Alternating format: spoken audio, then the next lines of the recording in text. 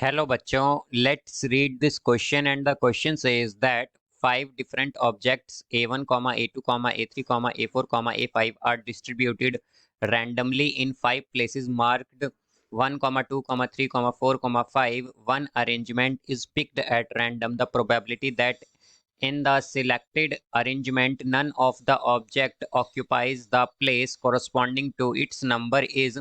Now let's see the options. Option A 119 by 120, option B 1 by 15, option C 11 by 30 and option D none of these.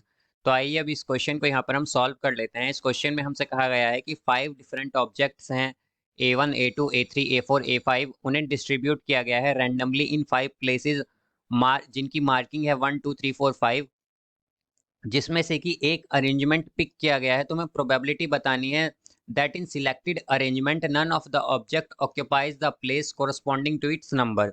तो यहाँ पर हम की concept use करेंगे, की concept that ways of dearrangement या number of dearrangement of a set with n element is given by dn is equal to n factorial into 1 minus 1 by 1 factorial plus 1 by 2 factorial minus 1 by 3 factorial plus up to minus 1 raised to power n by n factorial।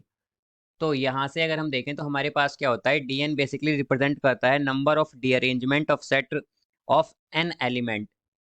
तो यहाँ से अगर हम देखें तो हमारे पास जो total number of डीअरेंजमेंट होंगे बेसिकली, तो हमारे पास मार्किंग क्या है 1 to 5। तो हमें डीअरेंजमेंट करना है यहाँ पर, तो हम क्या कहेंगे कि ये 5 आएगा, तो n की वैल्यू क्या होगी 5। तो अगर हम 5 पुट करें तो d5 क्या होगा, ये होगा 5 factorial into 1 minus 1 by 1 factorial plus 1 by 2 factorial minus 1 by 3 factorial plus 1 by 4 factorial minus 1 by 5 factorial, ये आ जाएगा यहाँ पर।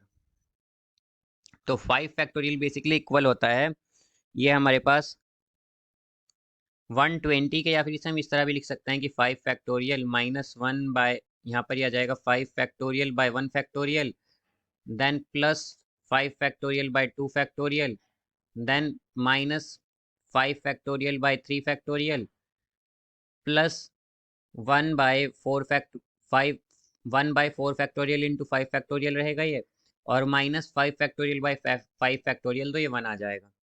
तो अगर हम देखें तो d5 क्या होगा, d5 होगा हमारे पास 120 माइनस, देन यहाँ से ये फिर माइनस 5 फैक्टोरियल है यानी कि ये 120 आएगा, देन फिर आएगा प्लस 5 फैक्टोरियल बाई 2 फैक्टोरियल। तो 5 फैक्टोरियल क्या होता है 120 बाई 2 फैक्टोरियल यानी कि 2, देन माइनस, तो ये होगा 5 फैक्टोरियल यानी 120 बाई 3 फैक्टोरियल होता है हमारे पास 6। इसके बाद आएगा यहाँ से प्लस 5 फैक्टोरियल यानी 120 बाई 4 फैक्टोरियल यानी कि ये हो जाएगा 24। फिर यहाँ से आएगा माइनस 1, तो ये होगा 60 माइनस 20 प्लस 5 माइनस 1, तो ये हो जाएगा 44। तो टोटल नंबर ऑफ डीअरेंजमेंट क्या होंगे हमारे पास 44।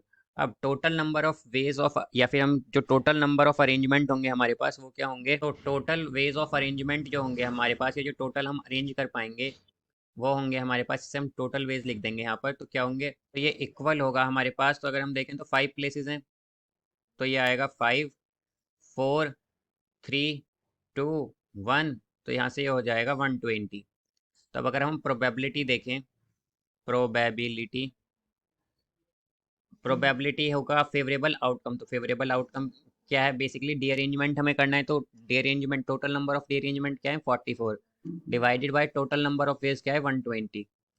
तो ये होगा, ये आएगा हमारे पास 22/60 एंड 11/30, ये आ जाएगा।